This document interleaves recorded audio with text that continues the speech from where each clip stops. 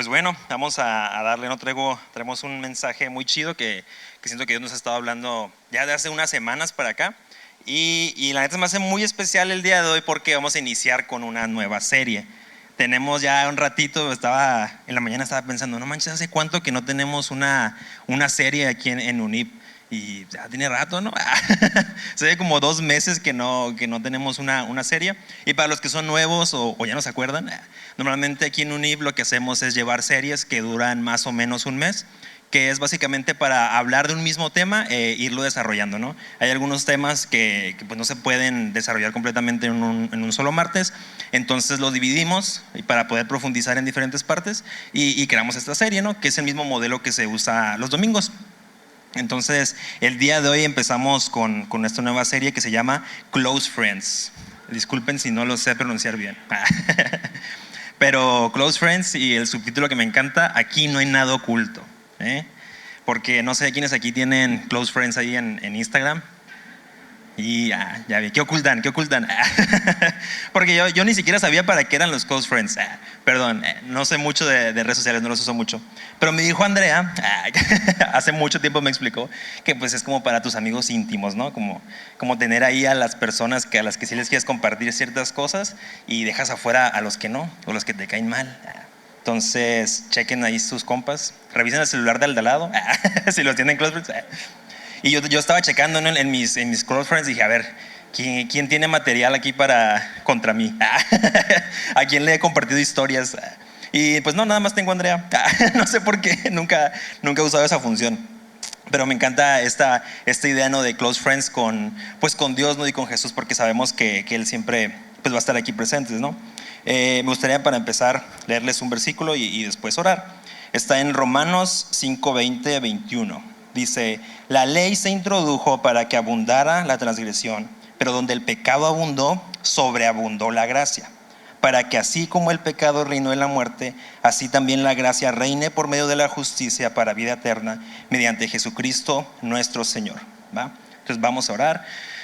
Padre, te damos muchas gracias por este día. Te damos gracias por la oportunidad que nos das de estar aquí y poder recibir tu palabra, recibir tu mensaje.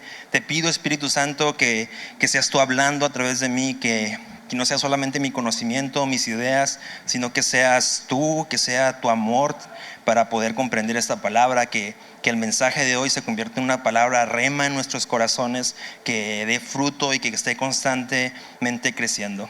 Gracias te damos, Jesús. Amén. Entonces, para iniciar la serie de Close Friends, vamos a empezar con este tema que titulé Jesús vio tu historia. ¿Ok? Y no nada más hablo de las historias de Instagram. No es una profecía. No quiere decir que, digo, si no lo tenías en Close Friends, déjame decirte que aún así logró ver tu historia ahí que según tú borraste. Pero aparte de hablar como de historias de Instagram o de algo que se borra en 24 horas, me gusta este concepto de que vio tu historia de toda tu vida, ¿ok? Vio desde que te estaba engendrando en el vientre y ya tiene toda nuestra vida escrita, ¿no? Y sabe lo que va a suceder. Entonces por eso es que le pusimos así, ¿no? Como Jesús vio tu historia. Y para empezar con esto, también es importante mencionar que aparte de ver nuestra historia y cosas buenas, la realidad es que también Jesús vio nuestro pecado. Vio ahí cuando la regamos, cuando hicimos cosas que no debíamos, cuando las cosas así que no le queríamos contar a nadie. Déjame decirte que Jesús las vio, ¿ok? Pero ahorita vamos a ver qué sucede con todo esto, ¿no? Y cuando estaba cerrando ese tema, me estaba acordando precisamente de esto del pecado, ¿no? Y me acordé cuando yo estaba chiquito, no sé si alguien aquí más sea de una cristiana, mis papás desde chiquitos nos inculcaron a Dios y a orar por alimentos y varias cositas, pero pues la verdad es que mis papás eran un poquito más tradicionales. Entonces mi mamá tenía mucho esta frase de eso no porque es del diablo. No sé si a alguien más le tocó o ya no se usa, pero de repente en la típica, ¿no? Estaban pasando Dragon Ball en el canal 5 y no puedes ver eso porque es pecado. Y yo así, aguanta, ya se va a transformar en Super Saiyajin. El Super Saiyajin es pecado. Y yo, la bestia. Y como que sí, ¿no? Constantemente. Y había veces que yo quería pues saber, ¿no? Como, oye, ¿a qué te refieres? ¿Por qué es del diablo? No, pues más enojada mi mamá. Y dice, no, pues no, porque mira, se enojan y que no sé qué, y esas chispitas. Y yo así de, ¿qué tiene? No entiendo por qué es pecado, por qué está mal todo esto. Y así muchas veces tenemos esta idea de que las personas que van a una iglesia constantemente nos van a estar tirando que somos pecadores, que lo que estamos haciendo está mal, y eso nos puede llegar a alejar. Incluso una de las cosas con las que yo batallaba para poder empezar a venir aquí a UNID y a La Roca en general era el pensar que pues la neta esa gente me va a juzgar. Ahí cuando yo llegue con mis rollos bien chido, no sé qué, y ellos bien aburridos, pues como que en cuanto llegue me van a señalar, no van a decir, ese vato, míralo, pecador, se le ve, se le huele el pecado, mírenlo. Y como que decía, ay no, la neta, para ir a que me juzguen, mejor me quedo con mis amigos, ¿no? Me voy a tomar, me voy a una fiesta que ahí nadie me dice nada. Pero muchas veces esa es la idea que tenemos, y por eso no nos animamos a involucrarnos más o acercarnos más, porque tenemos esta concepción en nuestra mente de que pues me van a regañar o me van a decir que todo lo que hago es pecado, y pues qué flojera, ¿no? Que alguien te esté todo el tiempo diciendo, no, dude, es que no hagas eso porque es pecado, no hagas esto otro porque es del diablo, no hagas esto otra cosa porque Dios se va a enojar. Y así, ¿no? Y está muy chafa. Pero conforme me fui integrando, conforme fui conociendo a cada vez a más gente aquí en universitarios así, me di cuenta de que a veces sí pasa. La verdad, a veces sí pasa que juzgamos a una persona que va llegando o que ya tiene tiempo y decimos como, uy, se pasó de lanza, ve nomás lo que hizo. Ya cayó otro soldado. Y así, no, como que aún sin querer, sin hacerlo a lo mejor con mala intención real, pero sí llega alguien nuevo y podemos llegar a juzgarlo y llegar a pensar en nuestra mente como, es que él es un pecador, va llegando, no conoce de Dios, o etcétera. Y yo me puse a reflexionar como todo esto, porque ¿qué nos da esa autoridad, ¿no? Para nosotros señalar a otro como pecador, o a alguien como peor pecador que yo, ¿no? Porque también siento que es algo que a veces nos creemos. Tal vez no lo decimos en voz alta, porque en la iglesia se sabe que todos somos pecadores, pero de repente ahí un gusanito en nuestra mente se mete y dice, pero es que hay de pecadores a pecadores. Y yo nomás de vez en cuando digo una grosería, pero aquel dude, yo lo vi en sus historias tomando. Ese es peor pecador que yo, ¿no? Y así nos la podemos llevar, y si no es algo que trabajamos, se puede convertir en un orgullo, en un ego dentro de nosotros, que no nos va a dejar crecer. Entonces, por eso es algo con lo que tenemos que tener mucho cuidado. Yo me acuerdo, por ejemplo, cuando recién llegué, una de las primeras cosas que yo sabía que tenía que cambiar de mi vida, porque para mí era algo que estaba mal, que era un pecado, era el decir groserías. Yo decía muchas groserías antes de conocer a Jesús, y lo hacía más que nada por mis amigos que tenía, ¿no? Sabemos que afuera es normal decir groserías, hay un chorro ahorita de videos, de podcast, hace como que antes, en mis tiempos, cuando yo estaba chiquito, como que no, eso era muy tabú, ¿no? Como que en la tele nunca vas a oír groserías. En YouTube, yo me acuerdo, si de repente veíamos un video con groserías, era como que medio escondidas, así con mis amigos, mira, me encontré este video, y como que ahí todos diciendo groserías, y no manches, qué chistoso. Ni tenía sentido el chiste, pero como era una grosería, era gracioso, ¿no? Entonces yo crecí con eso, y pues se me pegó, y yo empecé a decir groserías, se me hizo súper natural, y era algo que yo sabía que tenía que cambiar, porque en mi casa mis papás, pues obviamente ninguno decía groserías y lo teníamos prohibido. Entonces fue una de las primeras cosas que yo sabía que tenía que cambiar, y lo empecé a hacer, ese proceso. Empecé poco a poco, como que antes de hablar a veces me detenía y decía, ¿qué frase vas a decir? Ok, quítale esa palabra y ahora sí dila, ¿no? O cuando estaba escribiendo en chats, a veces me pasaba que estaba escribiendo así rápido y ponía así la grosería, híjole, bórrale. Y así, no, como que fue un proceso lento, hasta que llegó el punto en el que, pues la neta, gracias a Dios, ya dejé yo de decir groserías, de escribirlas y de pensarlas, porque quieras o no, a veces las traes en tu cabeza y chocas con así un problema, o te pegas en el dedo chiquito del pie, ¿no? Y sale la grosería, ¡ay, hijo de Dios! Y así, ¿no? Como que las tienes en tu subconsciente. Pero yo llegué a un punto en el que me sentí ya libre de eso. Pero ¿qué sucedió cuando yo me sentí libre de las groserías? Que en mi mente empecé a juzgar a las personas que todavía decían groserías. De repente yo estaba o con otros amigos de fuera, o gente aquí incluso en la iglesia, los escuchaba decir una grosería por más pequeña que fuera y no decía nada, pero yo pensaba, y este vato, tan fácil que es dejar de decir groserías y no quiere, ¿sabes? Y empiezas a juzgarlos de esta manera. Y eso solamente hace que no puedas conectar con las personas, porque obviamente si tú estás pensando que una persona es pecadora, que está mal todo lo que hace y etc., pues no vas a querer cumplir con esa persona, nunca vas a conectar, te vas a sentir superior. Y es ahí donde les digo que empieza a crecer este orgullo dentro de ti que realmente no es lo que Dios nos muestra. Por eso me gustó mucho este versículo desde la primera vez que lo leí, que vamos a repetirlo. En Romanos 5 dice: la ley se introdujo para que abundara la transgresión. En otra versión dice: la ley de Dios fue entregada para que toda la gente se diera cuenta de la magnitud de su pecado. ¿Ok? La ley, el Antiguo Testamento, todos los 10 mandamientos de Moisés, etcétera, fueron para que nos diéramos cuenta del pecado. Y sé que suena intenso y les digo, volvemos a esta idea de no manches, es que sí, pues todo está mal, no puedo hacer nada, me van a limitar, así que aburrido, etc, etc, etc.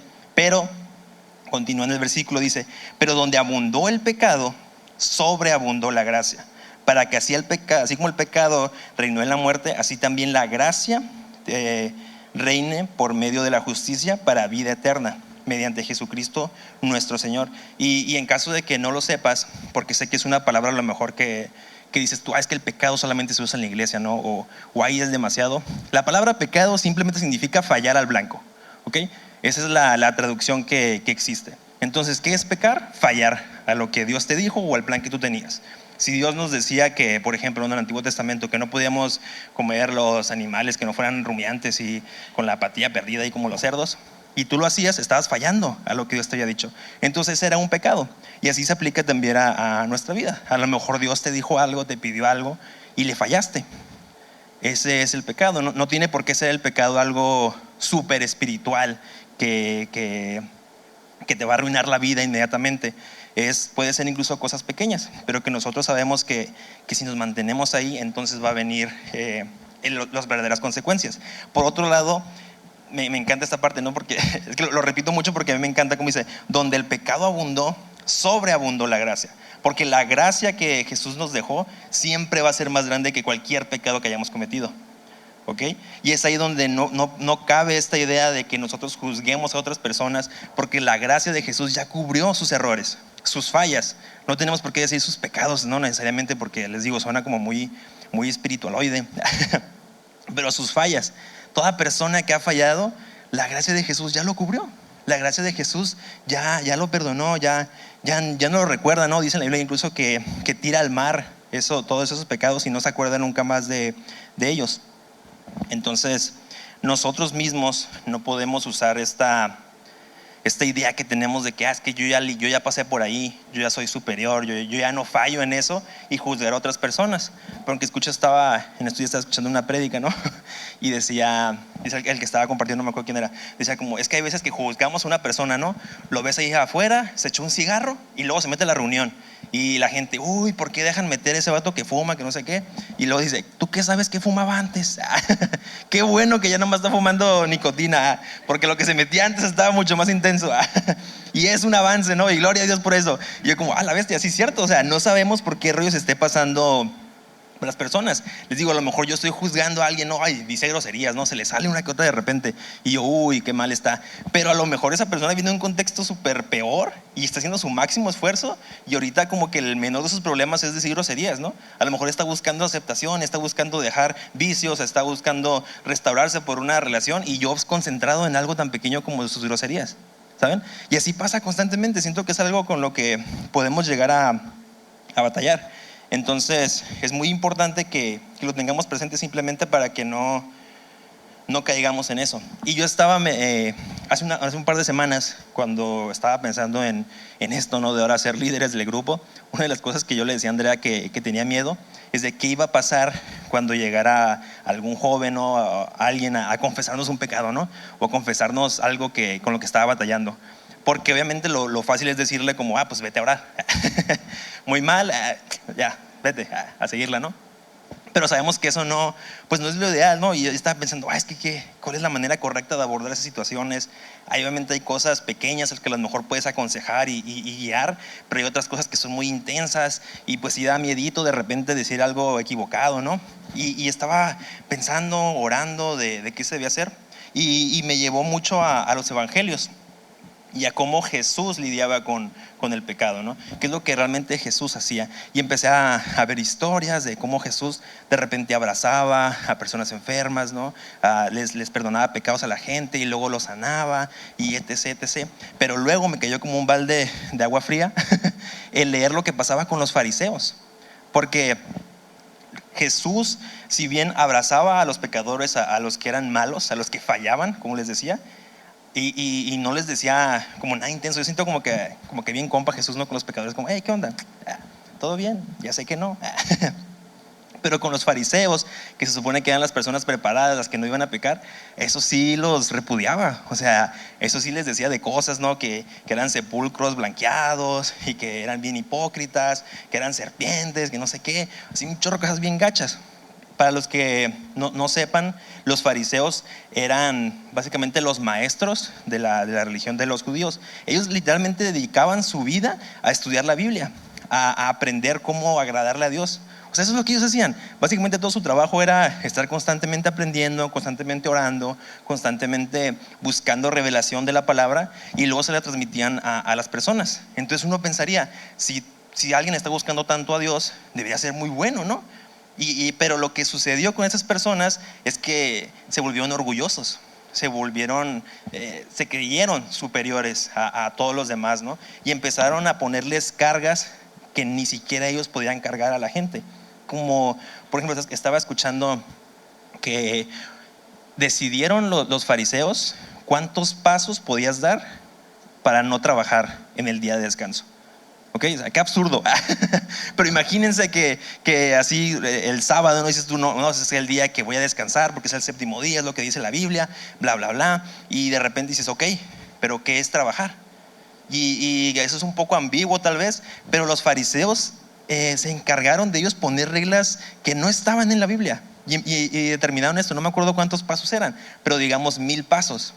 Entonces te decían, ok, el sábado que es día de descanso, solo puedes dar 1000 pasos. Si das 1001, ya pecaste, ya fallaste y ya, tienes que traerme 3 vacas para que te perdone, ¿no? El negocio ahí.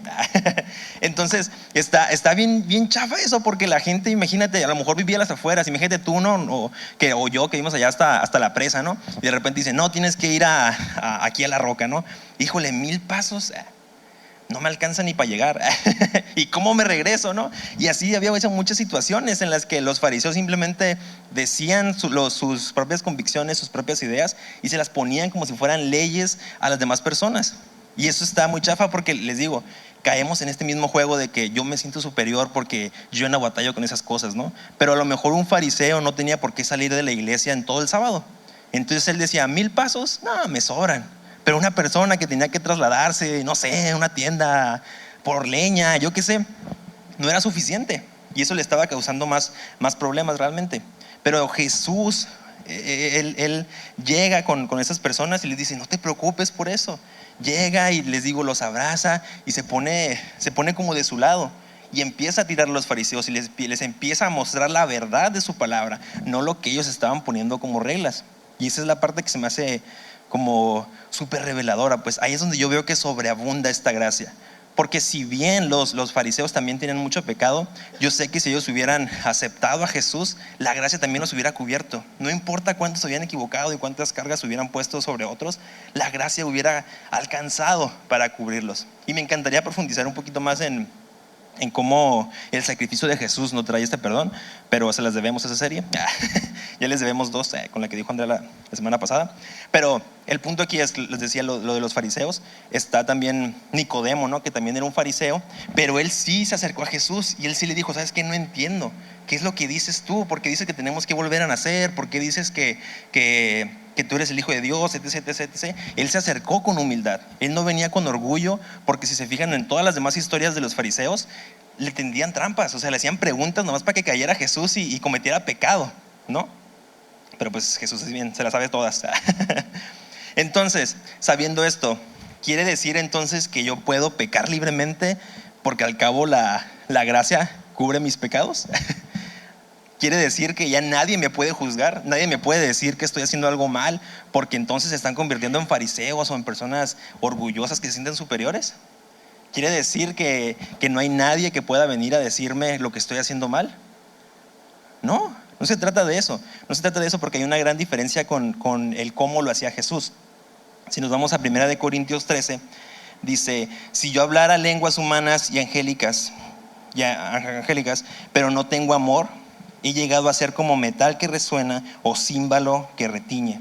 Y si tuviera el don de profecía y entendiera todos los misterios y todo conocimiento, y si tuviera la fe como para trasladar montañas, pero no tengo amor, nada soy. Y si diera todos mis bienes para dar de comer a los pobres, y si entregara mi cuerpo para ser quemado, pero no tengo amor, de nada me aprovecha. Esta es la parte importante de lo que sea Jesús. Jesús se acercaba a las personas con amor, ¿ok? Hay una frase que dice mucho a nuestro pastor, espero no decirla mal, pero él dice que para que haya reprensión, primero tiene que haber amor. Primero tienes que ver una relación con una persona a la que quieres mostrarle su error o reprenderla o regañarla, como quieras decirle.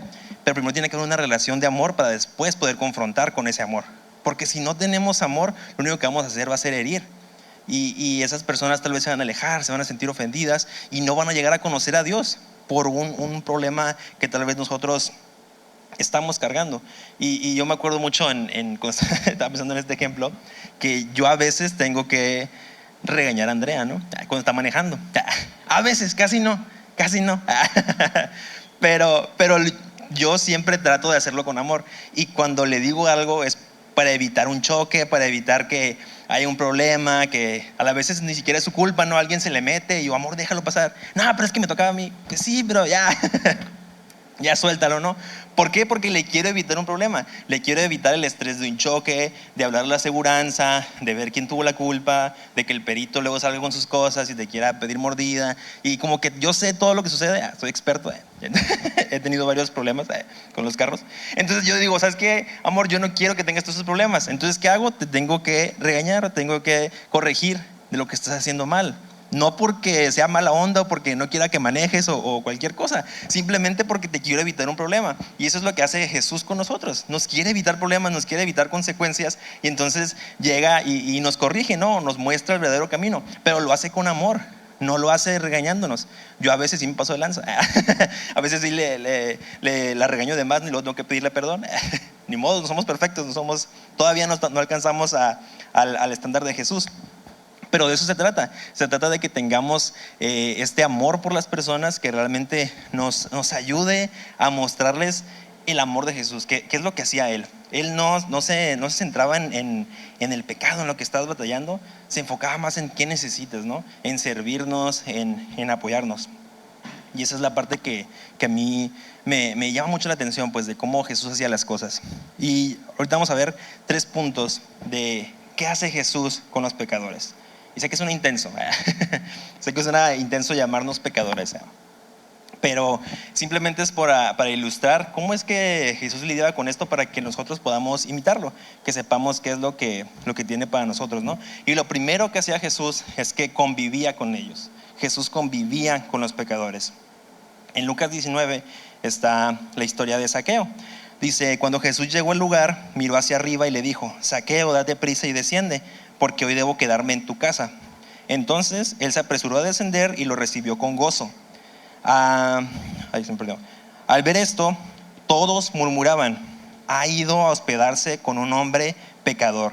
Pero Zaqueo, puesto en pie, dijo a Jesús: Señor, la mitad de mis bienes daré a los pobres, y si en algo he defraudado a alguien, se lo restituiré cuadriplicado. Y entonces Jesús dijo: hoy ha venido la salvación a esta casa, ya que él también es hijo de Abraham, porque el Hijo del Hombre ha venido a buscar y a salvar a los que se habían perdido. Lo interesante de esta historia es que Jesús no le está pidiendo nada a Zaqueo para ir a su casa, para convivir con él, y tampoco lo hace con nosotros. Jesús no antepone una petición y te dice: ok, si quieres tener una relación conmigo, primero deja todos tus pecados y luego me sigues. O no te dice: ok, pero primero deja de ver pornografía, deja de estar con esta novia tóxica, deja de estar con tus papás, restaura o pide perdón en tal cosa y luego vienes. Jesús no hace eso. Y me encanta aquí cómo la simple presencia de Jesús hizo que Zaqueo quisiera por voluntad propia restituir sus pecados. que les digo, el pecado es simplemente fallar. Entonces, si Zaqueo, su trabajo simplemente era a lo mejor cobrador de impuestos o algo así, y estaba robando, estaba cobrando de más o estaba haciendo algún fraude, ese era su pecado. En eso falló en su trabajo, ¿no? Y él mismo, cuando entiende que Jesús le está extendiendo gracia por ir a comer a su casa, porque imagínense que siempre que Jesús llegaba a los pueblos, era un chorro de gente que lo estaba esperando y que quería hablar con él y que quería a lo mejor pedirle un milagro o yo qué sé, ¿no? Incluso en esta historia de Zaqueo, versículos antes, habla de que Zaqueo era chaparrito y ni siquiera alcanzaba a ver a Jesús. Entonces, por eso que la famosa historia, ¿no?, que se sube a un árbol para poder verlo. Entonces imagínate Jesús teniendo todas las oportunidades. Imagínate así tú que llegas y tienes para escoger cualquier restaurante de Tijuana y de repente escoges unos taquitos acá en la esquina. Todo el mundo se quedaría como, no manches, ¿por qué no fuiste no sé, al Giuseppe's, al Caesar's o algo más elegante, ¿no? Y Jesús era como, no, yo quiero estar con mi gente, ¿no? Quiero estar con Zaqueo porque veo que él me está buscando, ¿ok? A pesar de que tal vez él seguía en pecado en ese momento, él estaba buscando a Jesús. Él se subió a un árbol para buscar a Jesús sabiendo que no lo merecía. A lo mejor ni siquiera se esperaba que lo iba a voltear a ver, ¿no?, que lo iba a reconocer. Pero Jesús va y le dice, hey, yo te veo y quiero ir a cenar contigo. No necesito que me des nada, no necesito que cambies todavía, simplemente déjame acercarme a ti. Y cuando llega a cenar, lo primero que hacen las personas, ¿no? Y Jesús se fue con el pecador. Y acuérdate que tú eres la suma de los 5 amigos que tienes. Y así, ¿no? Bien pasado de lanza. Y a lo mejor eso es con lo que la tiraban, ¿no? Pues si se junta con pecadores, pues ha de ser pecador, ¿no? Y así se la tiraban. Y les digo, Zaqueo, cuando se dio cuenta de esto, cuando se dio cuenta de que a pesar de lo que le estaban diciendo, Jesús estaba ahí, me lo imagino conversando, como platicando, comiendo ahí bien rico, ya me dio hambre. Él mismo dice, ¿sabes qué? Gracias, Jesús, por lo que estás haciendo. Voy a devolver, voy a restituir todo lo que me robé. No me importa que no me lo pidas, pero entiendo tu amor y yo quiero transmitir ese amor. Porque eso es lo que pasa mientras más nos acercamos a Jesús. Empezamos a amar lo que Él ama. Así es como realmente nosotros podemos reflejarlo. Que mientras más cerca estamos de Jesús, más nos llenamos de su amor y más podemos vaciar ese amor en otros. Si estamos vacíos de ese amor, si no nos sentimos amados por Jesús, no vamos a poder dar nada. Va a salir ese orgullo que les decía, no, o ese ego de que yo soy superior, yo no necesito rebajarme a su nivel. El segundo punto es que Jesús los defiende, ¿ok? ¿Qué hace Jesús con los pecadores? Los defiende. Y sé que suena intenso, pero fíjense en la historia de Mateo 12, dice, por aquel tiempo Jesús pasó por entre los sembrados en el día de reposo. Sus discípulos tuvieron hambre y empezaron a arrancar espigas y a comer. Cuando los fariseos lo vieron, dijeron, mira, tus discípulos hacen lo que es ilícito hacer en el día de reposo. Pero él les contestó, ¿no han leído lo que hizo David cuando él y sus compañeros tuvieron hambre? ¿Cómo entró en la casa de Dios y comieron los panes consagrados que les era lícito comer? Ni a él ni a los que estaban con él, sino solo a los sacerdotes. ¿O no han leído en la ley que en los días del reposo los sacerdotes en el templo profanan el día de reposo y están sin culpa? Pues les digo que algo mayor que el templo está aquí. Pero si ustedes hubieran sabido lo que esto significa, misericordia quiero y no sacrificio, no hubieran condenado a los inocentes, porque el Hijo del Hombre es Señor del día de reposo. Aquí no me gusta, no soy fan de compartir con la serie de The Chosen, pero ahí hay una escena, ¿no?, en esa serie, los que la han visto, en la que reflejan esto, ¿no? Y están los discípulos caminando por los sembradíos y se va así como que bien casual, pues está una ramita y la agarran, ¿no?, y empiezan a comer. Y los ven los fariseos. Y les digo, ellos tenían esta idea de que el sábado, el día de descanso, no se hace ningún trabajo. Entonces consideraron que el arrancar una ramita y el comer estaban cultivando, que es un trabajo, ¿no? Pero pues suena ridículo, ¿no? O sea, dude, pues nomás hacer una ramita así chiquita, ¿no? Nomás lo mío, no es como que junté acá para hacerme un pan o algo así. Era algo como sencillo, pero los fariseos no estaban viendo con amor a los discípulos, ¿no? Simplemente están viendo con qué juzgarlos, porque les aseguro que ellos a lo mejor ya tenían su cena preparada, así que no iban a tener que cocinar, ya tenían todo preparado para el día de descanso, tirarse así modo bulto. Y así es muy fácil, ¿no?, juzgar mira, aquel tuvo que calentar el microondas, pecado. Eso no le agrada a Dios. Pero Jesús viene y los defiende y les muestra la verdad, les muestra que ha habido otras ocasiones en las que la gracia supera al pecado que se puede estar cometiendo. Y en esta historia les digo que en The Chosen se ve así como, como la agarran y se le empiezan a comer, y de volada se enojan todos los fariseos. Y yo digo, pues que ¿por qué? ¿Qué necesidad de estarlos vigilando constantemente, ¿no? O de estar viendo como a quién juzgar. Si se supone que incluso en ese día de descanso pues no deberían de estar trabajando ellos. Pero les digo, cuando tú te dedicas a juzgar a los demás, ni te das cuenta cuando tú mismo ya estás pecando. Cuando tú mismo ya fallaste en tus tareas por estar viendo a otras personas, no estás viendo lo que tú tienes, ¿no? Como dice, tienes que sacarte la viga del ojo antes de ayudar a alguien con su picadientes que tiene aturado. Y esta parte, ¿no? Cuando dice misericordia quiero y no sacrificio, es muy, muy importante, porque siento que va un poquito de la mano con la gracia. Misericordia simplemente es extender o se refiere como a extender ese amor a las personas que a lo mejor sin saberlo están pecando, se están equivocando, y Jesús quiere restaurarte. Jesús no quiere, les digo, juzgarte y que tú vuelvas a caer una y otra vez en el pecado y nada más te estés señalando y diciendo, viste, ya volviste a caer y volviste a caer, y no puedes superarlo con tus fuerzas, y ya te había dicho y esto y el otro. Pero no, Jesús viene y te defiende. Y me encanta, le puse así como tal cual, los defiende, porque hay veces que necesitamos esa defensa. Hay veces que el enemigo viene y te recuerda constantemente tu pecado, en lo que fallaste, y necesitas a alguien que te defienda. Necesitas que Jesús venga y diga, hey, ese pecado yo ya lo perdoné, yo ya lo borré, hay que ir a lo que sigue. No nos podemos quedar atorados ahí todo el tiempo. Hay que avanzar. Yo muchas veces tengo esta discusión con Andrea, porque como yo siento mi relación con Dios es que como que me perdona muy rápido y es a seguirla, ¿no? Entonces cuando fallo, cuando me equivoco, a veces ella ha dado un poquito más en perdonarme. Y es normal, ¿no? Porque también pues entre humanos a veces como que decimos, y te pasaste de lanza, ¿no? Esa no te la perdono. Pero yo siempre que voy con Dios, cada vez que he ido con Dios a confesarle un pecado, a decirle, hey, te fallé en esto, lo siento, no sé por qué volví a caer, no sé cómo llegué a ese punto, perdóname, siempre es algo como, ya, como perdonado, como ya, síguele. O sea, yo siento que mi relación con Dios es rápido, ya, lo que sigue. No te puedes quedar atorado ahí preocupándote de tu pecado, porque te va a limitar. Si ya me lo entregaste, si ya me prometiste que no iba a volver a pasar, dale, o sea, síguele, no te quedes ahí.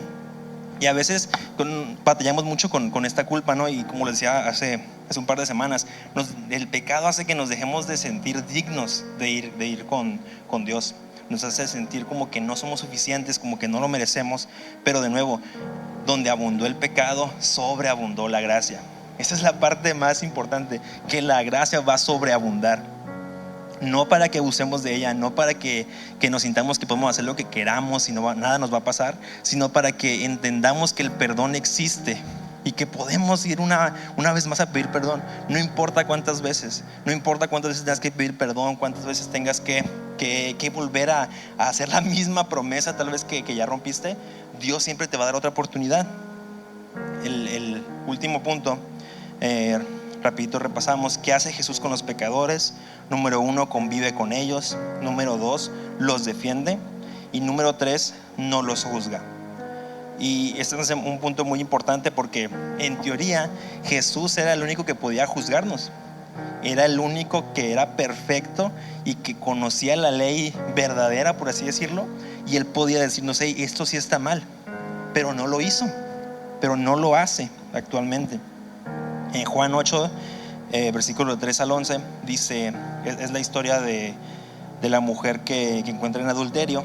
Dice, los escribas y los fariseos trajeron a una mujer sorprendida en adulterio, y poniéndola en medio dijeron a Jesús, Maestro, esta mujer ha sido sorprendida en el acto mismo del adulterio. Y en la ley, fíjense cómo está aquí citando un pecado real, digamos, no un error real. Dice, en la ley, ahí se me perdió. En la ley de Moisés nos ordena apedrear a esta clase de mujeres. Tú pues, ¿qué dices?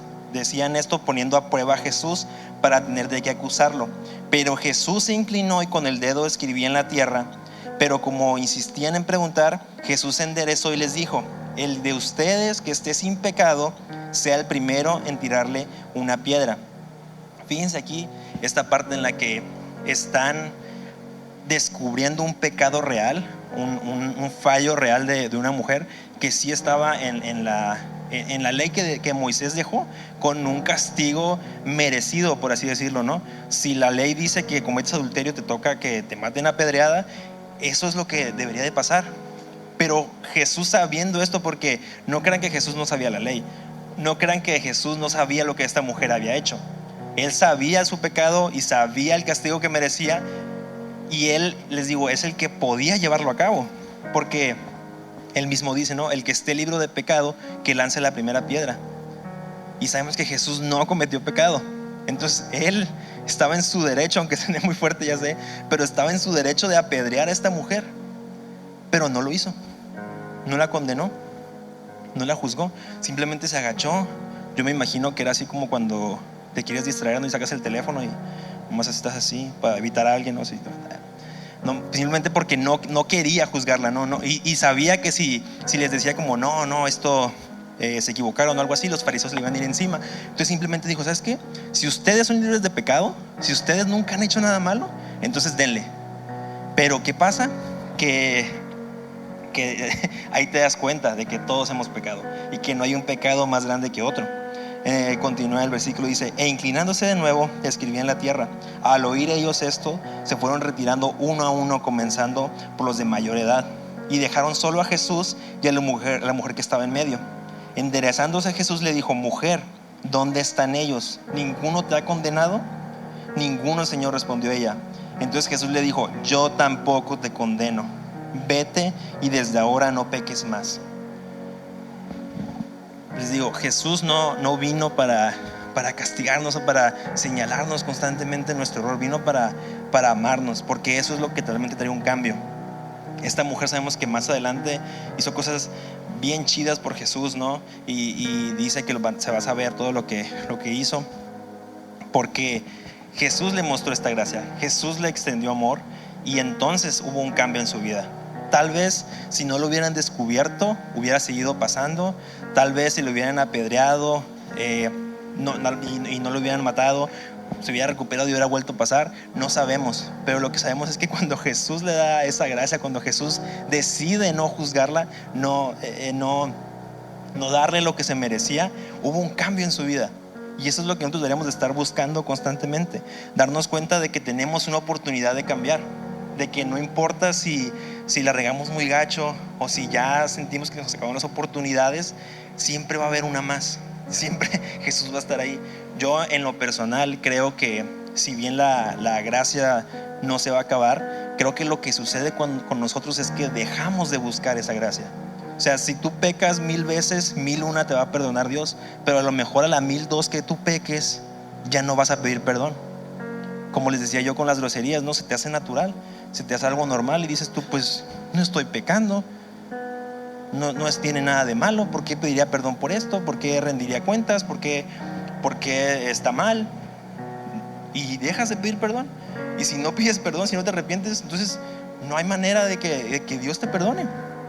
Tienes que tomar tú la iniciativa. Pero mientras tengamos la oportunidad, hay que tomarla, hay que sentir ese amor de Dios.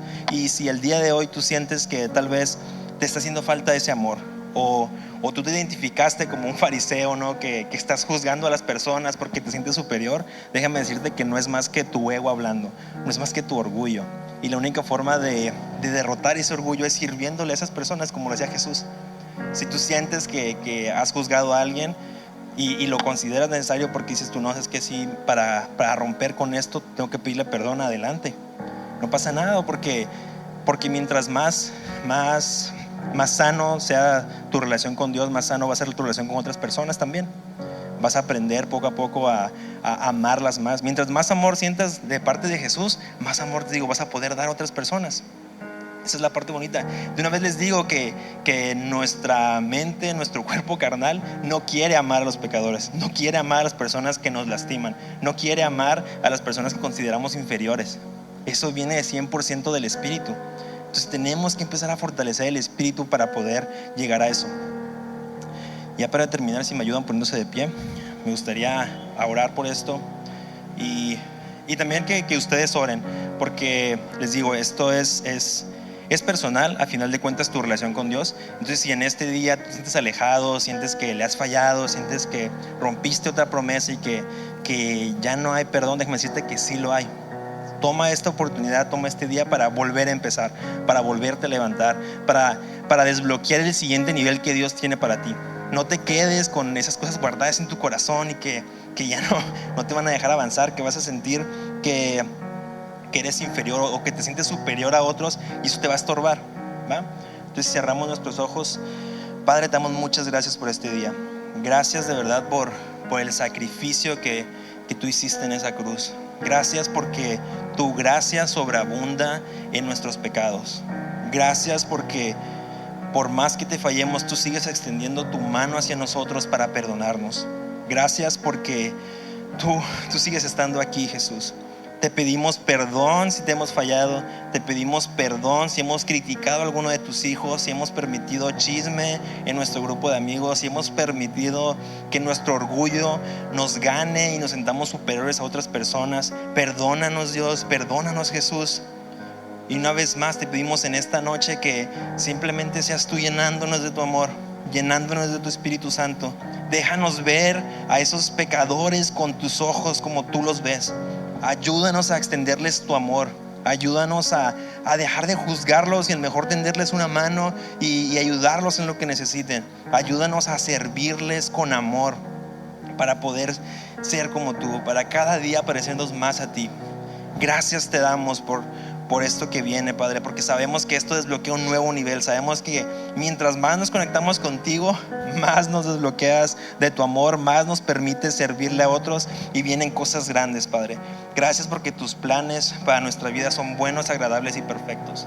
Gracias te damos en el nombre de tu Hijo Jesús. Amén.